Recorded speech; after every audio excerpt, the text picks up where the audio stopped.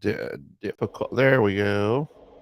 And there's Anna. Hi. Sorry, we were trying to get everything going here, and, my intro screen did not come up today.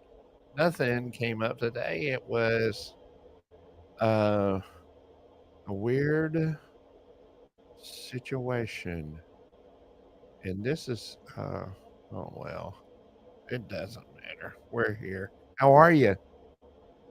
I'm good. Bright and Good. early. I'm a morning person, so Yeah, are you? Oh, I'm well, ready to go. I am too, but I wasn't too much this morning, and, we have people starting to pop on here.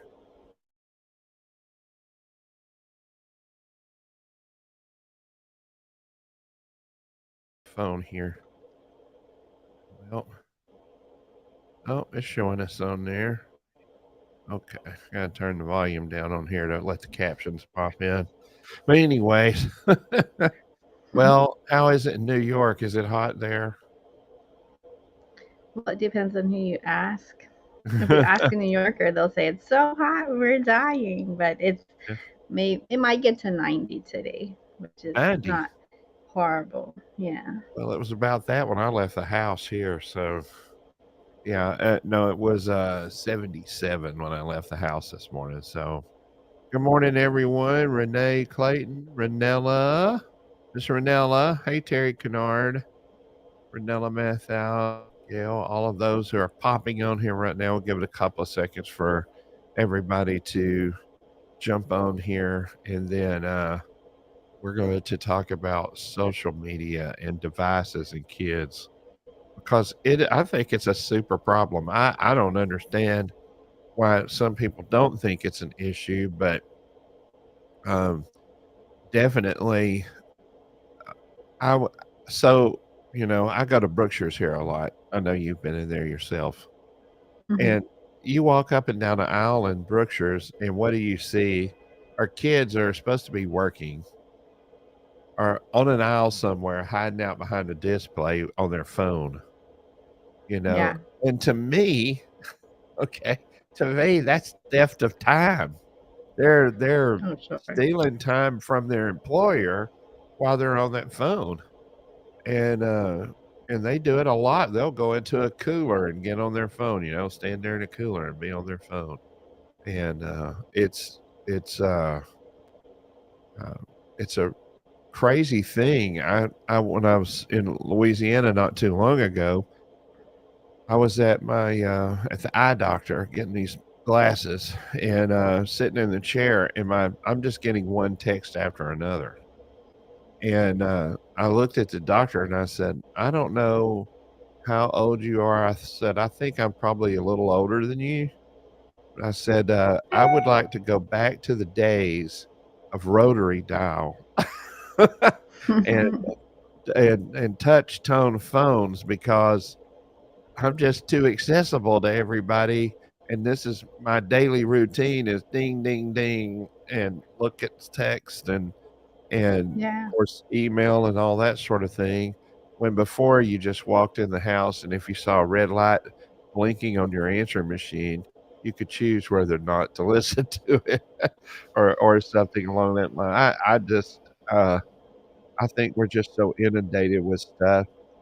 But in my line of work in my business, I have to I mean, that's where my clients that they have to be on social media. They have to be on YouTube. They have to be in all these different places to try to keep up. Same with me. If I grow my business, I don't grow my business by putting ads in the yellow book, It has to Yeah. be something done online. So I got several people popping on here. Let me pull up the chat over here so I can see I can see most people, it seems like. But anyways, do you got your kids all situated? Oh, yeah. They're eating breakfast now They're eating breakfast, and huh? relaxing in the other room. But I Oh, wanted to respond to what you said because it's a common conversation I have with a lot of my adult clients. We talk about social media, and I think yeah, I get to see outside of my kids and kids that I'm around the effect that the devices and the social media have had on the young adult kind of age group. And sometimes we talk about, because a lot of my clients are within, give or take 5 years of my own age.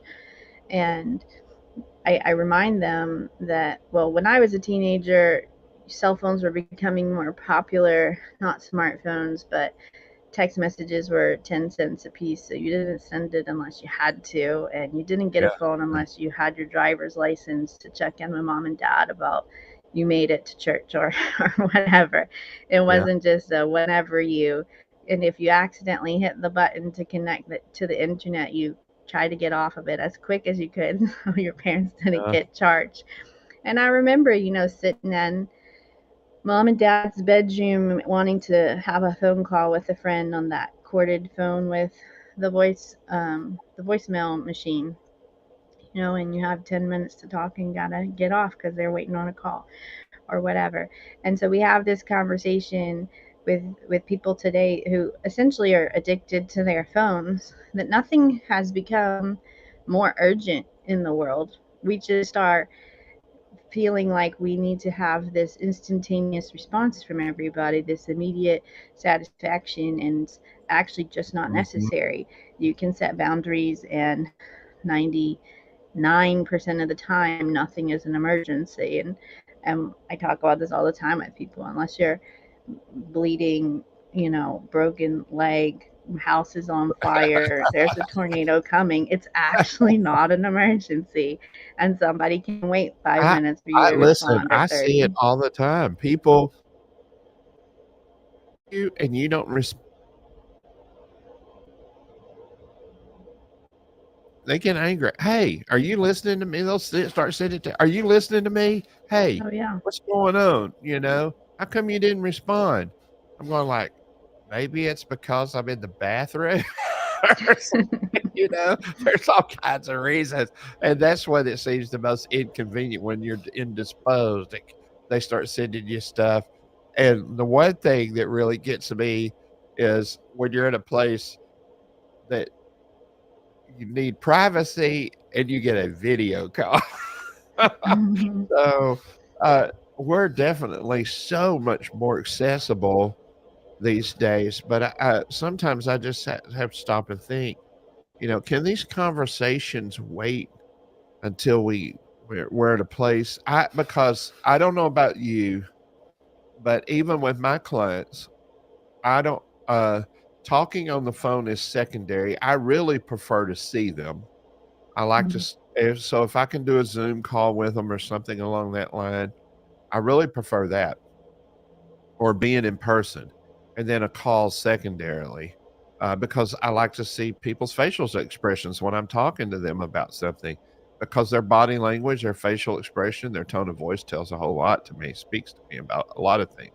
So Yeah. then on the phone as well, uh, I can't see the facial expressions, but at least I could hear the tone of voice. How many times people have sent a harmless text and the person on the other end perceive it totally different than Oh, what the yeah. other part the what was the heart of the person when they said it. All of the time. All of the time. And I tell people all the time, if you can avoid the text conversation, avoid it, because that is usually what happens.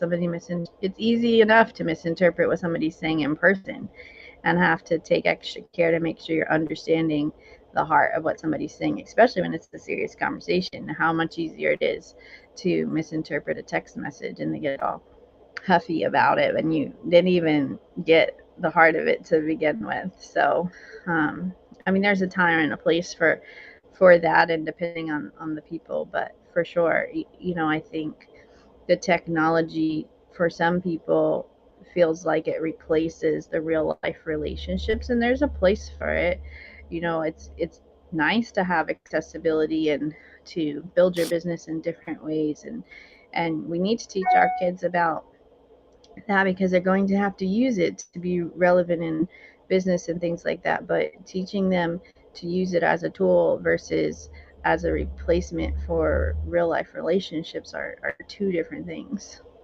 Yeah, and here's one of the things that I have seen that I think is really detrimental when it comes to parents and their kids. is when parents try to discipline their kids or solve problems through text messaging.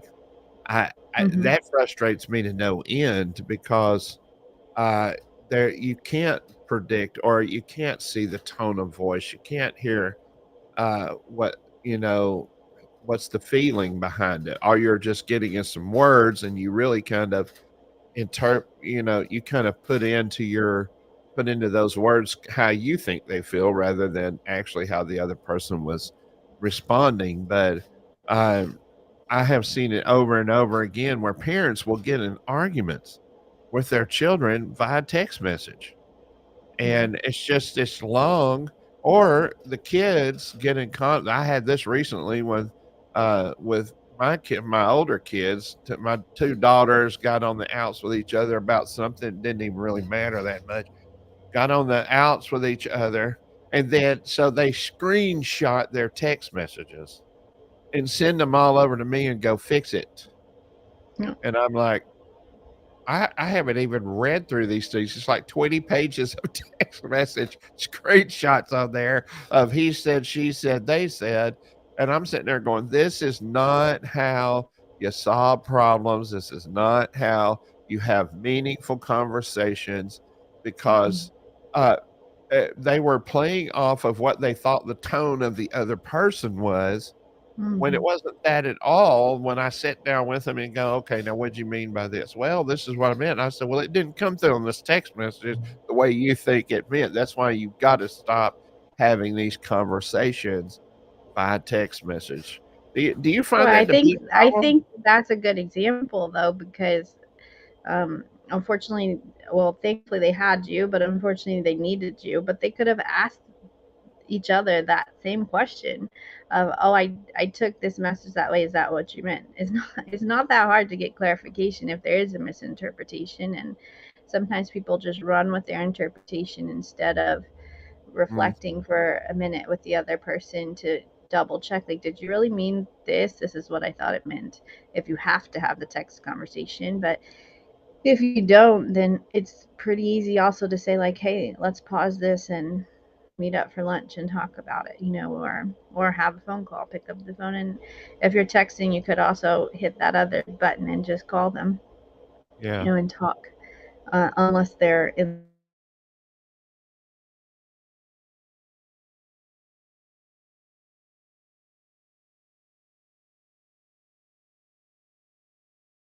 they're trying to solve all of their issues on work time. It doesn't add up. I think the other problem, for parents, is trying to set boundaries and limits for their kids on social media, but they don't have any limits for themselves.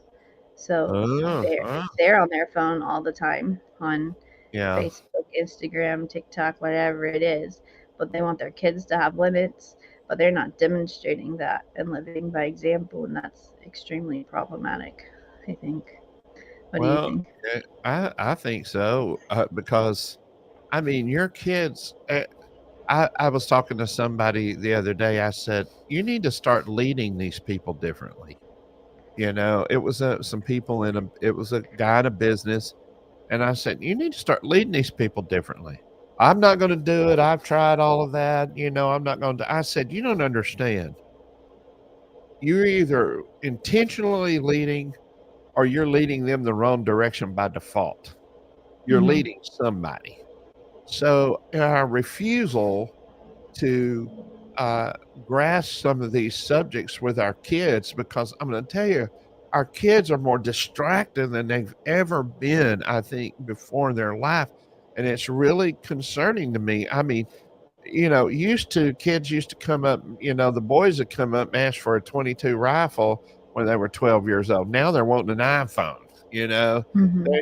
They wanted to do things outside, and the parents were outside. They were all out doing more and involved more in things that brought them together. And now we're surrounded by this phone right here. It's captured all of our attention, and we have now everything we could possibly ever dream of is at our fingertips. And subconsciously, people I think are just going, well, why would I want to go do these other things when I can just access it right here? Are consuming so much video during the day. I mean, there's billions of hours of video watched a day on YouTube. I mean, just on Mhm. YouTube, there are just tons of stuff. I mean, and of course, it's beneficial in some ways. There I can't tell you how many things I've learned to fix by watching a YouTube video, Yeah. fix the Hmm. car, fix something in the house, I fixed my washing machine by YouTubing a video to see if somebody ever had the same problem. But Yeah, you can find YouTube University is what we call it, right? but yeah, I'm but I telling think you. that's the difference of using it for a tool to like help you figure out something versus entertainment. And sometimes using it for entertainment is not a bad thing if it's in, what's the right word? My brain stuck. But within reason, not all day, every day, all night, every night. There should still be limits. And parents need to closely monitor what their kids are watching. You can't just turn on a video or let them pick whatever video that they want, let's say on YouTube.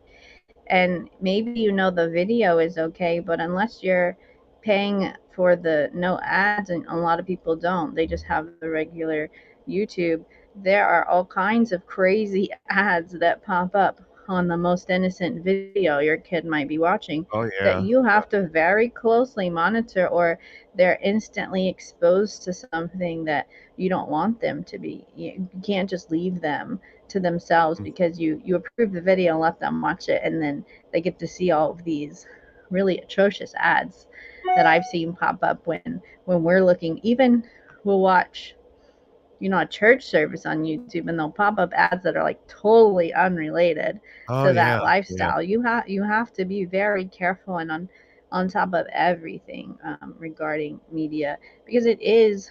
I think it was you that said this, or somebody said this recently. You know, people will ask like, "Are you sheltering your kids?" Absolutely, that's your job Yeah. as a Yeah. parent to shelter them from things that they're not ready to handle, they don't know how to handle, it's not age appropriate, and they need to have good things coming into their eyes and ears and heart, and not just whatever the world wants them to see. Yeah, I think parents, of course, we homeschool, and I think you're starting that this year, aren't you? Yeah, we Yeah. are. Oh, wow.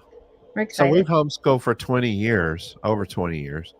And people would tell us, well, your kids don't get social interaction. They don't get this. I said, this or that. I said, oh, they get social interaction, but Hmm. it's who we will want them to socialize with.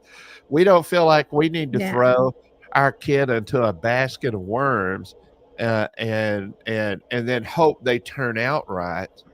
No, I'm under the persuasion that if I inundate my kid with the right things, he's going to become more resistant to the wrong things as he gets older or she Hmm. gets older. They become more resistant. They'll go because they've got a standard that's been established in their life. Hmm. And I think a lot of parents don't understand is in the early years of their child's life, because here's now we're all believers on here. We're Christians. We people that are supposed to love the Lord and want to do things God's way. The statistic is 85% of teenagers who reach the age of 18, if they don't receive the Lord and start living for God by the time they're 18 years old, 85% of them never will. Hmm. So that's and the reason that is a lot of times is because parents don't know how to disciple their kids. And when we're talking about discipling, I'm not talking about just reading Bible verses to them and teaching them the Ten Commandments. I'm talking Hmm. about discipleship on a broad spectrum of where it's teaching them the things of God in godly ways in every aspect of life, not just you got to say this prayer so you can get to heaven, but you need God in Hmm. your finances. That's why we teach our kids about giving. And my son Nathan Hagan came to me the other day, and he wants this particular pair of Nike shoes, and I'm like, I'm not a Nike fan, And I said, we, might ought to rethink this, but he's got this on his mind. And then he looked at me and he said, but I have paid my tithes 3 times. And Mama knows this is important to me. I paid, he's got in his mind that his giving is going to open up a door of blessing for him, Mhm. uh, what it might be with these shoes. And I'm sitting there going, we've won the giving battle in the small one right here.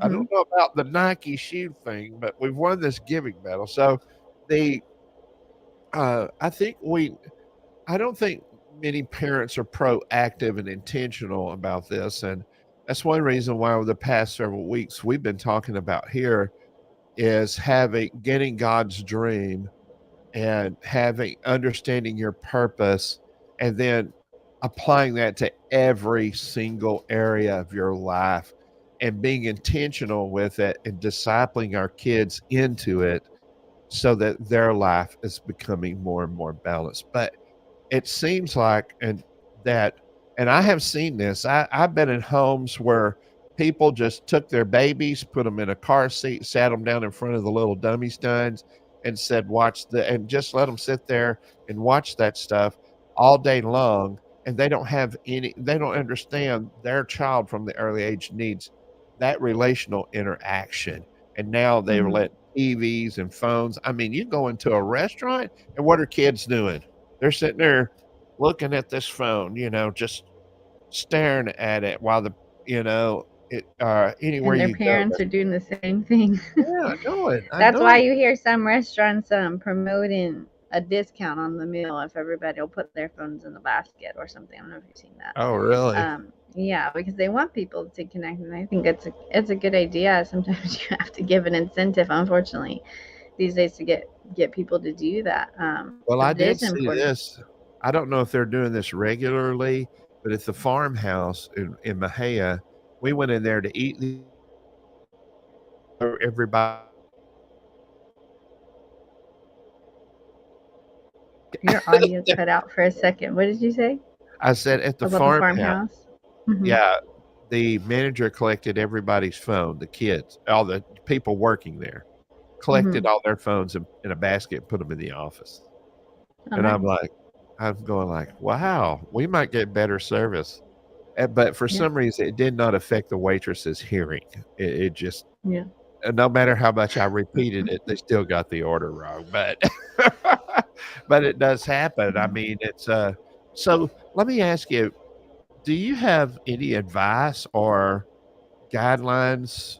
What would you say to a parent about the use of devices? And you just brought up, parents need to uh, parents need to, if they're asking to limit your kid, live the example in front of them. So, do you have some advice or something you've seen personally that worked?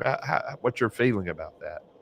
I mean, I think that's the best place to start because it, essentially you're talking about if kids are old enough to be using devices, they're old enough to know what example you're setting and to use that as a weapon right back against you if you're not, following the example that you're expecting them to set. And having conversations with them around what are we using technology for? What's the purpose? What are the dangers? There's a lot. We didn't even got into that, but and just like with every other facet of parenting or rules and boundaries, talk to them about what your expectations are. Talk to them about what you what your limits are, what they're allowed to watch, how much you're expecting to be involved, if they're allowed to have a device on their own or not, and be very clear, just like you would want your boss to be clear with you around what your expectations are. If we're not having an explicit conversation about expectations, and it's hard for them to pass the test because they're probably going to see other people around them that have less limits and boundaries and wonder why. But if we haven't had a very straightforward conversation with them, they don't understand. They're going to get a lot more pushback, right? And you should be all over your kids' devices. It's not if you bought your kid a phone, that's their phone and their privacy. If they're your child under 18, you're responsible for their Hmm. safety and to know what they're looking at. You should have their password. They should be willing to hand you the phone at any moment of the day and you can see what they're looking at. There are a lot of apps that people can use to help them kind of monitor what their kids are watching, or even set time limits, or shut down their phone, remotely if you needed to, if they weren't respecting boundaries. There's lots of tools that can help you do that. I say that with caution because it doesn't replace just being an active parent and talking to them about the expectations of it. I'm notorious for losing my phone. My work is on the computer or the phone, depending on which device is working each day. But when I'm not on, I hardly answer calls or texts because I don't even know where my phone is. I put it down somewhere and we're with the kids and doing whatever. So I'm careful to do. I don't mind losing it because I want to be present with my kids. I don't want to wake up 10 years from now and wish I could have spent more time with them, or have them telling a teacher at school or somebody in the community, I miss my mom because she's always ever on her phone, you know. So Yeah. it's really important to set the example and talk with them about it. Just the same way you would talk to your kids about being careful going to any sort of public gathering or crossing the street. There are just as many dangers lurking in the virtual world that you have to be very aware of. And I'm probably more acutely aware of than most people due to my Yeah. past work with human trafficking and things like that. I really every corner and any corner and people could be a predator online. It's very important for you to be diligent. Yes, it's work. Yes, it takes extra effort, but raising your kids in a way that they're in a protected and safe environment is a more important job than any job you'll get paid for, in my opinion. Absolutely. And the devices is probably the number one way that a lot of these child predators are luring kids and teenagers, predominantly young girls, young boys, are being lured away into sex trafficking, into human trafficking through devices. Well, and they Through pose as another teenage girl that your kid Yeah. is a friend with. Oh And you yeah. don't know if you're not paying attention. You need to educate yourself. A lot of parents, I'll hear them say, "Oh, well, I don't know what they're doing because I don't understand the technology." Well, that's not a good enough excuse. Go learn it. If your kids learn it, you need to know how to use it. If you don't know what video game they're playing, figure out how to play the game with them to at least understand what they're doing. If you're going to let them do that stuff, you need to know how to use every piece of it that they do, because otherwise, how can you protect them? Yeah, and it's you know, and even at that, you got to become even. It's amazing because I have seen teenage. So we've got families who have those apps on their phones to monitor what the kids are doing. Okay, Hmm.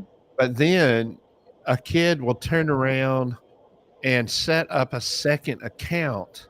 Hmm. And so what they'll do is say they'll log so if mom and dad's around, they're logged into their Snapchat account that mom and dad can see.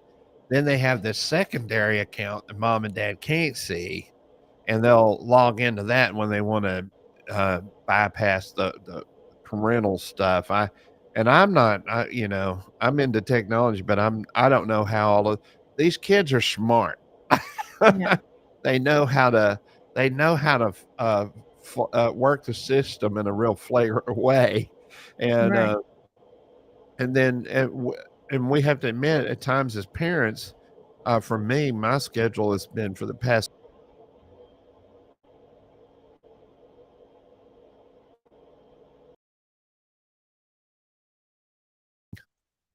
well, let's see here. We're back. Yeah, just a blip in the internet or something there. But sometimes Okay. we get so busy that we're not paying attention, and just, last week Linda was going out of town to Phoenix to visit her sister, and I purposely every evening I didn't get on my computer, I didn't work, I didn't do anything. I just purposely sat down with the boys, watched movies they wanted to watch, talk about the things they want to talk about. Now I'm not a game player, so I'm not going to be playing Roblox, Fortnite, or and even though I like the Star Wars games, I don't play any games. I'm too competitive. It's on top of that. I don't like losing, and I get real frustrated if I do. And so they can normally kick your tail pretty good at most of these games. But I just purposely sat down with them, and they came in there and would, Nathan would come in there and sit down with me 2, 3 hours at a time, and we would just watch something, a little Napoleon, wanna watch Napoleon Dynamite because there's somebody in that movie we all know, and, Mhm. we got several Uncle Ricos around here in Fairfield. So, just doing that, and, uh, we tried to, at night, our boys, Hagen and Nathan, very, very, very often, Linda and I'll be in the bedroom, watching TV or reading or something, and they'll just come in there and get up beside us on the bed, and Hagen, his face, say, I said, "What are you doing, boy?" He said, "I come in here for some loving." And so I said, Aw. "Alright, so come in here." And he crawls up, and he'll lay there by me for a minute, and he'll, like, get over there and lay by his mama for a minute and all of that. We just shut down what we're doing, because they're reaching out for some attention, and, I need to give them that attention. Uh, I think so many times we put so many other things that seem to be so important, but, Mhm. uh, we've got a whole generation of kids out there, I think, that have been, lost or in the process of being lost to, the technology of the world, and all that's going on with that sort of thing, and parents don't know how to talk to their kids, they don't know how to train their kids, they don't know how to, they don't know how to solve problems with their kids, they don't know any of that. They don't know how to, and I use the word discipleship because we're all believers, but they don't know how to train their kids into something. They know Mhm. how to tell their kids not to do something, but they don't know how to train their kids into something, which is knowing what to do and what not to do, and giving them practical, applicable steps to be able to navigate those things. Mhm. And, I think it's becoming more and more important because, kid the distractions we live in a I often say it like this, with my clients, I said, "We live in an attention-getting society, and everybody is screaming to get somebody's attention, and if you're not watching, the wrong person's gonna get your kid's attention." And Yeah. Somebody was talking about it like, well, people will say, well, we're interacting or I'm building relationships on social media. And sometimes that can be true, but most of the time it looks like what you're saying, seeking attention, seeking the likes, seeking the comments, seeking the followers, whatever that is. And they were relating it to, it's like eating eating food that's not nutritious and it's empty calories, so you're still hungry, or you're still devoid of something, so you're still craving something. So they might be getting attention on social media, but then they're not fulfilled, and they're in my office and they're depressed and they're anxious and blah blah blah because what they're getting on the technology is not fulfilling. They're not getting the right kind of attention that your boys are getting at bedtime when they're coming and cuddling with you. Or I do that with my son after the baby goes to sleep. He knows it's special time for him. Even if I'm exhausted and just want to go to sleep, once she's finally asleep, we go in the living room, we read a book or tell each other stories or something. Like there's no technology. It's just like a moment that's just him and me, and we get to connect. And it's really important that parents learn to do that. In talking to a lot of parents, unfortunately, a pattern that I see is maybe part of the factor of social media and this culture of immediate gratification. People don't want to take the time to learn how to do something new. And parenting is something new for everybody. Nobody's been a parent before they're a parent. It's a new thing you have to learn. And a lot of people, and I see it every day, they'll try something new. Either I suggest or they tried it on their own. And if they don't get it right, they just give up and go back to what wasn't working Mm, because they don't want to take the time to practice and get better at parenting. And I usually use the parallel of kids in school. You don't just wake up and know your ABCs and all the way to division. You gradually learn that and you practice, practice, practice, and it's put to the test to see what your progress is. And it's the same with anything in life that you're learning. But the parenting journey truly is a learning journey. But people have to put their heart into it and come into it with a humble approach of, I don't know how to do everything, but I'm not just going to depend on the people at church or the people at school to do what is mm-hmm, my job to do. I mm-hmm. have a captive audience at home to raise and teach my kids the best that I can while they're here. And I think that's what you're referring to. If once they're 18 and leave the house, you no longer have a captive audience, and then they're exposed to everything and anything. But it is number one the responsibility of the parent, but the parent has to be willing to learn, and it's okay to mess up. I think that's not something a lot of parents are afraid to mess up and let their kids see that. But Mm-hmm. you're not going to be perfect, and they can learn a lot from you making a mistake and being willing to adjust or apologize or shift gears, because that's how they will also learn to navigate challenges or make amends when they do something wrong or whatever. There's a lot of lessons to be learned on both sides, but that's my Well, spiel on it. so um, how much time should a kid be allowed? Do you have a recommendation of if a kid's got a phone or an iPad or even these gaming consoles and stuff that are out there? Because if it's not a phone, it's not an iPad, it's a Switch, it's an Xbox, it's a PlayStation Mm. or something. What do you think's a good guideline in setting a boundary for your kids with any type of device or gaming device or something like that? I think probably most people have different opinions on that, family to family, based on schedules and whatnot. And there might be some exceptions along the way based on, oh, we're in an airplane for 4 hours, watch your iPad or whatever to like get through the Yeah. flight. But on a daily basis, I think you have to assess that through the lens of, is that the only thing they're spending their time on all day, or are they able to connect without a screen and not feel anxious or fidgety or like, when can I get it back, when can I get it back? Because then you're going to start talking about like an addiction type of level, just, and you don't want that. Mm, If they need to, they shouldn't do. I don't know, something happened to my video. okay. um can you still hear me? Yeah, we can still hear you. It's probably just Okay. froze up there a little bit. I the cord or something, but I'll try to fix it while I'm talking. But anyway, I think generally speaking, like let's say it's a regular day of the week and they're at school or homeschool or whatever, your day is probably going to be mostly filled with learning and engaging and exercise and doing things. You shouldn't have so much time left on your hands that they're on their screen for 5 hours. Like Yeah. maybe max two if they had that much time, but a lot of kids, it should be a red flag if they're not if they have enough time to be on their device for more than 2 hours. Then what are we doing for all of the other time in the day?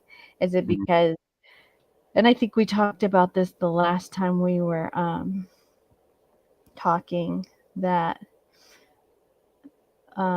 sometimes there are extenuating circumstances where a parent is a single parent and has to work all the time, and maybe they're not there to monitor it and they need to figure out how to do that.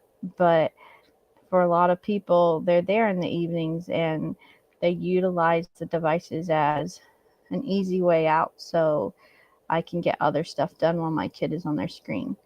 Um, and it's a hard pill to swallow because we are busy, but it's very important to figure out a balance that works and allows your kid to be engaged, allows you to know your kid, and work with them in a way that makes sense.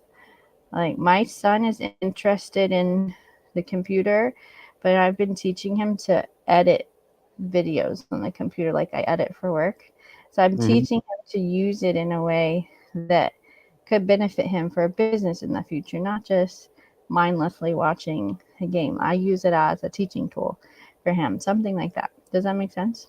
Yeah, yeah, and I do the same thing. I've been teaching Nathan how to edit video, and Nathan wants to build games and stuff like that.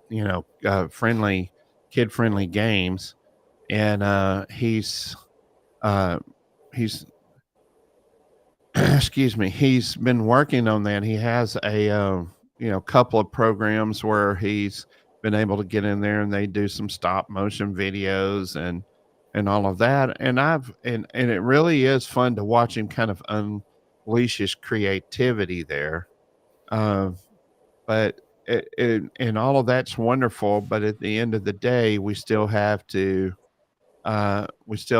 monitor them and their devices, what they're doing, and see, what see and get a feeling for what's going on in their lives. And a lot of times it's funny because there's sometimes that Nathan will tell his mother things that he doesn't want to tell me, but he wants me to know. Mm. He'll go and say, because he's, I tease him every once in a while about a couple of things, and then he sometimes has a hard time discerning between whether I'm serious or I'm just joking. So he'll go to his mom and say, "I don't, Dad said this, and this," instead of coming to me, kind of. And then I have to go after she tells me. I go, "Hey Nathan, come here, let's talk about it." And go, Mm. and clarify, but you can't do that through text messaging. You can't do that through video. You gotta have a relationship with your kids. You've got to talk to them. You've got to express your feelings to them. The relationship is going to be built on face to face, one on one, sit down. And, one of the things I've tried to do lately is even be a little bit more vulnerable about uh, mistakes I made in life and why they don't need to make the same mistake, and not just not them just hear about all of the victories, but understand I've had some failures and why I failed and why, and shorten their learning curve. And I don't think there's anything that can take the place of just spending time with your kids and talking to them and all of that. And I think if we did that more, there might be a little less use of social media and other devices to satisfy some of those needs in their lives if we become more proactive about developing that personal communication with them. Yeah, I think that that's true. Can you still hear me? I can hear you. Don't worry about the Okay, video aspect. sorry. I try to fix It's it, but it's whatever. all right. Well, I think it is true, and it goes back to the patterns and the dynamics that we set. As long as your kids are home, and if you're coming to a place where you're feeling like, well, maybe the dynamics we have set up aren't the best or aren't fostering healthy relationships, and you want to change, you can change. It's probably will be challenging for everybody if we're used to being on devices all the time.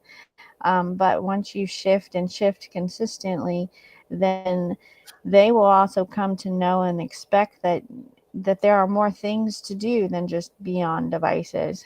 Yeah. Sure, we kind of, well, I guess by your standards, for sure, we live in the city, even though it's in the suburbs, but and I comment often to one of my neighbors, like, where is everybody? Like, there's a lot of kids that live on our street that you never see them outside. And we're Mm. outside every day. The kids want to go outside. As soon as they get off this call, we're going outside and going for a walk. And my son likes to say, let's go new ways. And we'll just walk down random streets and see what we can see and explore along the way. They love to be outside and explore, even when we have to be inside because of weather, especially in the winter. There's, be creative, do things. You don't have to just sit in front of a screen. There's time where we do that. I'm not, some parents go from on different extremes, and that's their prerogative. Like, we'll watch a movie or, play a game together, or like I said, teach him how to do something on the computer. He wants to do typing class or whatever. But we do a lot of other things too, and they ask for it because they know we'll make space for them to do that. One of our emphasis for the summer has been cooking class, I guess. He wants to learn how to cook everything. So we've been in the kitchen a lot, combined with the outside stuff while the weather is good. We have a garden going. But, it just goes back to, yeah, as a parent, you have to put in a lot of effort.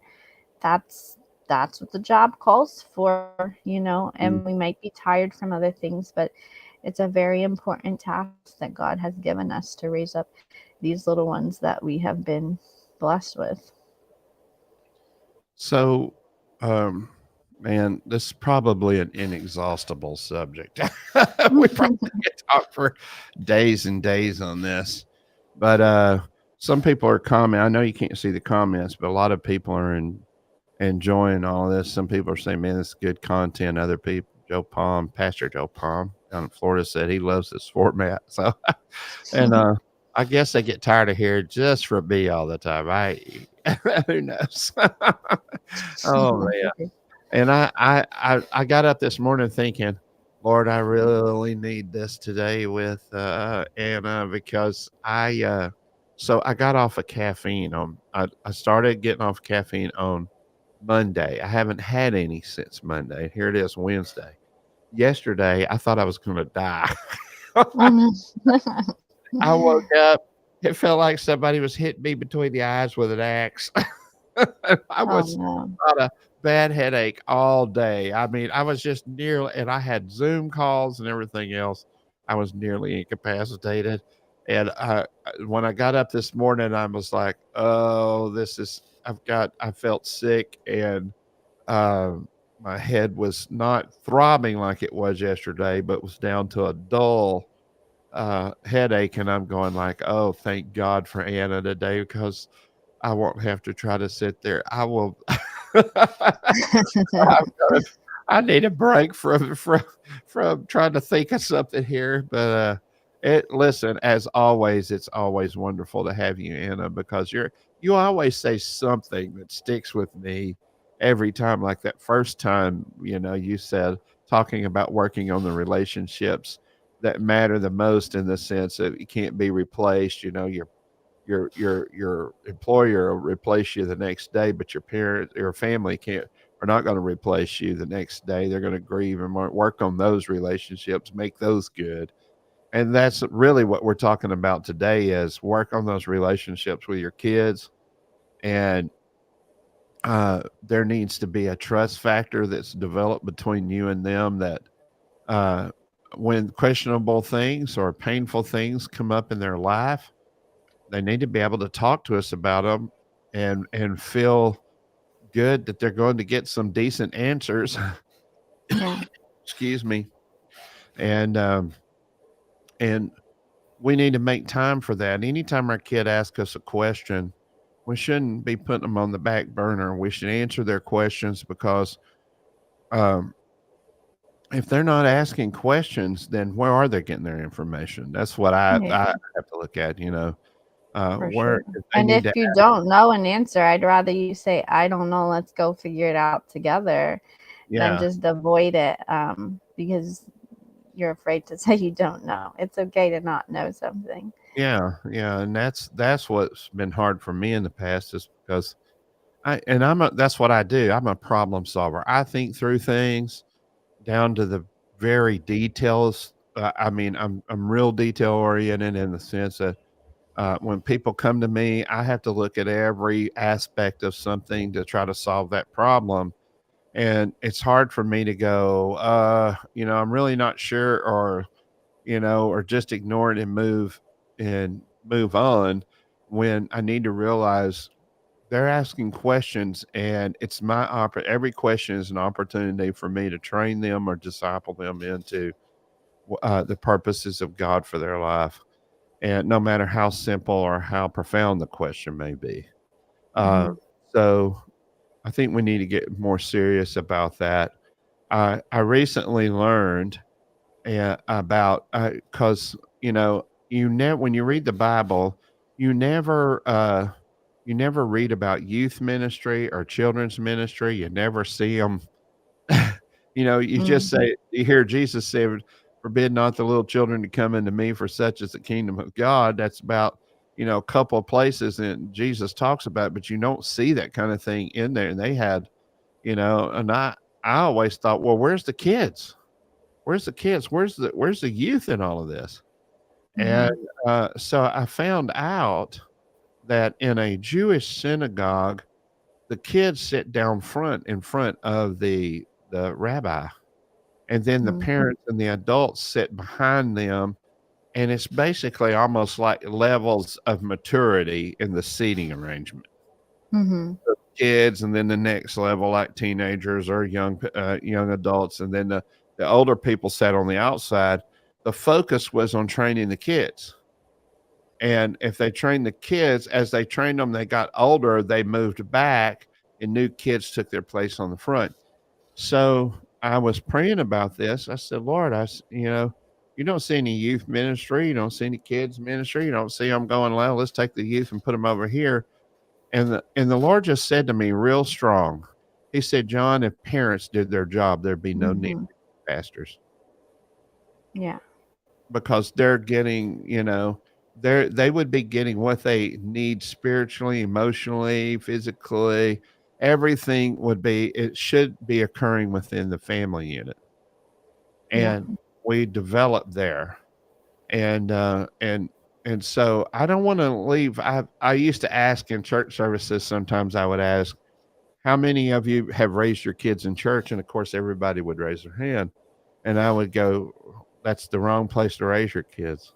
You don't raise your Mm. kids in church, you raise your kids at home, Yeah. and then Yeah. let the church reinforce what you have taught them at home. Problem is with most parents is everybody wants somebody else to do it for them. We want to delegate it out. And the Mm-hmm. problem is now we have delegated the raising of our kids to a school system that is antichrist and anti-God, and is as indoctrinating rather than teaching. And we have delegated their training to devices, to social media, to Snapchat, to YouTube, to everything else. And now we're wondering why our kids think the way they do and have they're way off balance, don't understand simple economics. They don't understand any of that stuff. It's because we've allowed all of these things to take control of their training when we should be doing it. Yeah. Absolutely. Yeah. I Well, think you're right, and that was in my heart too about and that responsibility. The biggest responsibility is on the parents, and that essentially is the reason I'm in the business I'm in. And I always said this, and there was an old boss I had who tried to persuade me to change my degree in my master's pursuit, and I was like, no, like I know exactly where I want to be. I want to help the people that are struggling in marriages and in parenting, because that's where it starts. Like that's the foundation. They have to set yeah, the yeah, foundation for their kids, and if that's not solid, then everything else isn't working. And so it's really important, and always has been, where my heart is, to focus on that area, because it is on you. You can't defer that. And if you do defer that responsibility, it's still your responsibility if you deferred it to the wrong person or put your mhm, kids in the wrong hands. So you just can't get out of that. If you chose to have kids, you have the responsibility and you need to take it seriously. Yeah. Yeah. Amen. Well, Anna, you're the bomb. You're the bomb.com. I'm so glad you came on here. This is always so good. And I always get tremendous comments every time you're on here. And we love you and appreciate you. You just need to live down here in Fairfield where God's people really are. Yeah, I hear you. I Well, always say, if heaven is, we're ready to make a move, we'll let you know.